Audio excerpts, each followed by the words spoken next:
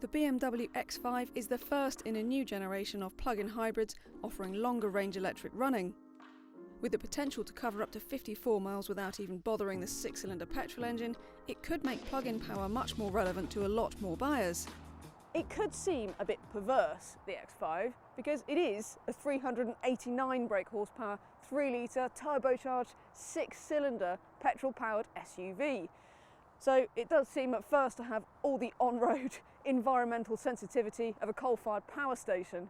But it is thanks to the size of this car that BMW can fit a 24 kilowatt-hour battery in it, and that of course is what gives it that 54-mile range. And that is also what gives it CO2 emissions of around 40 grams per kilometre. So while this is of course an expensive car of £63,000 and up, on company car tax you can have this thing from around about £200 per month, even as a 40% taxpayer. Of course, there are a lot of rivals, not least the Tesla Model X. There's also the Volvo XC90 T8 with its excellent 7-seat interior, and Mercedes has a diesel plug-in hybrid GLE coming out with an even longer electric range on the plug-in hybrid powertrain than this offers. So there's a lot going on in this class right now. So let's go out and see whether the X5 really is the first of a new era of plug-in hybrid. The BMW's long electric range comes courtesy of a 24 kilowatt-hour battery. The maximum charging rate is capped at 3.7 kilowatts, so if you plug into a home charger with the standard 5-metre Type 2 cable provided, it'll take around 7 hours for a full top-up. A domestic 3-pin socket will do the same in around 11 hours. It is a real shame that the BMW doesn't offer faster charging. While most plug-in hybrids charge at similarly slow rates, with such a big battery the charge time could be a pain in the X5. We'd certainly like to see charging speed raised to at least the 7.4 kilowatts that the Mercedes GLE gets, which would halve the charge time from a dedicated car charger. It's also disappointing that BMW only warranties its batteries for 6 years and 60,000 miles, as opposed to the 8 years and 100,000 miles offered by most rivals. To get straight to the point, that electric range is actually quite impressive in the real world as well. Now, it doesn't look like it, I know, but it's really, really cold today. It was snowing earlier.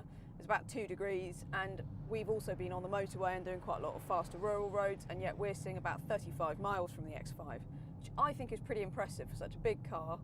And I think it means that you'll quite likely see about 40 miles or more in the summer, especially if you're around town a lot.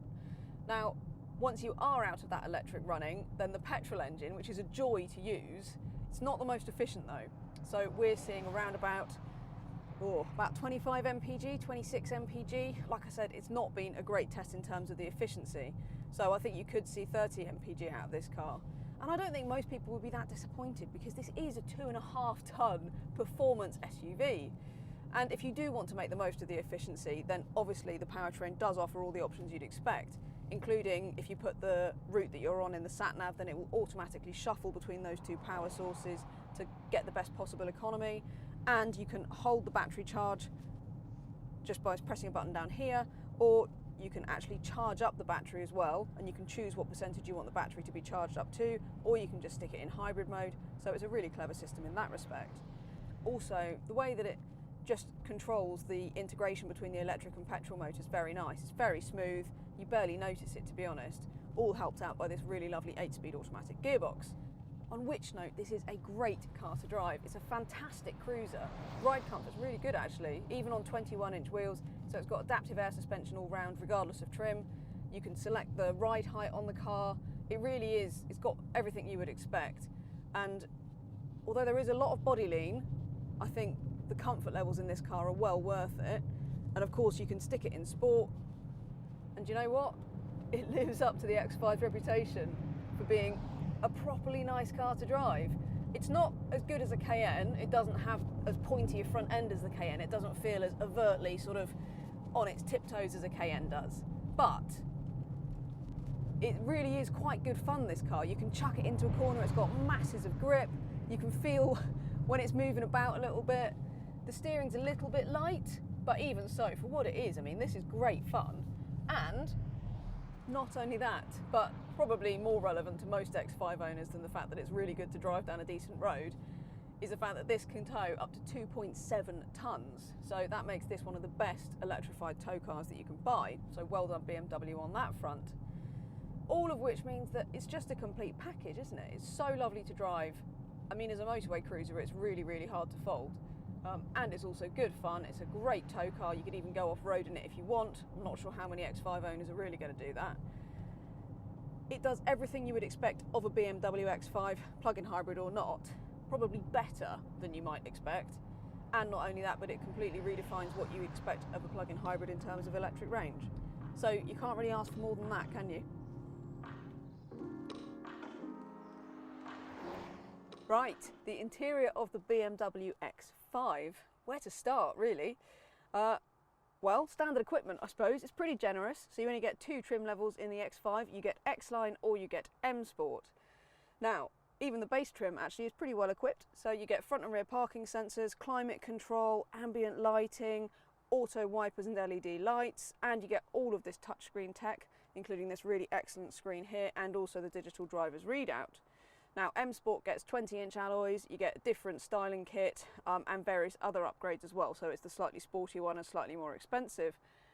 Now, I would add that this test car that you see here has got some £10,000 worth of optional equipment on it, including the BMW individual seats and including this glass finish gear lever and the mirrored rotary thing. The whole car in here feels incredibly lavish. I mean, it feels up there with, you know, the Bentley Bentayga and things like that. So credit to BMW for that.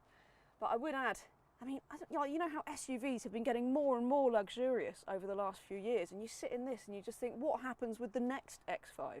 This was a normal large family SUV a few years ago, and now, I mean, it feels like some kind of aristocratic real estate. What's next? Is it going to be like, I don't know, retractable chandeliers or something on the next generation X5? It's almost a bit too much, you know? Even so, having said all of that, it is a lovely interior, really, really comfy seats, and this touchscreen technology is pretty much the best in class. The graphics are excellent. It's got everything you would want on there as standard as well. It's even got the fancy BMW gesture control thing, which I really don't like, but it's there. It's got all the functionality you'd want, including Apple CarPlay, although there is no Android Auto. That's the only big downer. But it does have everything else you'd want in terms of the connectivity, the services it offers, and it's just great to use. The X5 is sure to be a great family car, with a big 500-litre boot and masses of rear passenger space to keep everyone happy. However, it does lose a little boot space to those batteries compared to standard diesel and petrol X5s. If you do want more space or a 7-seat layout with electric running, you will have to look to the Volvo XC90 or the Tesla Model X. You cannot downplay how important the electric range is on this car. It really does give plug-in hybrid technology a whole new relevance to a big audience. There are a lot of people out there who can't run a pure electric car right now for very good reasons that this might appeal to. Yes, I suspect a lot of them might be company car users, but given how good the X5 is to drive, to sit in, just the general finish of it, you don't feel shortchanged despite the high price. Yes, I would add that we're going to have to drive rivals like the GLE in the UK to really decide if this is the best large plug-in hybrid out there, but right now I'd say it's going to be exceptionally hard to beat. Head to DrivingElectric.com for all of the electric and hybrid car advice, news and reviews you could possibly want, and check us out on Twitter, Facebook and Instagram. While you're here, don't forget to hit subscribe on our YouTube channel.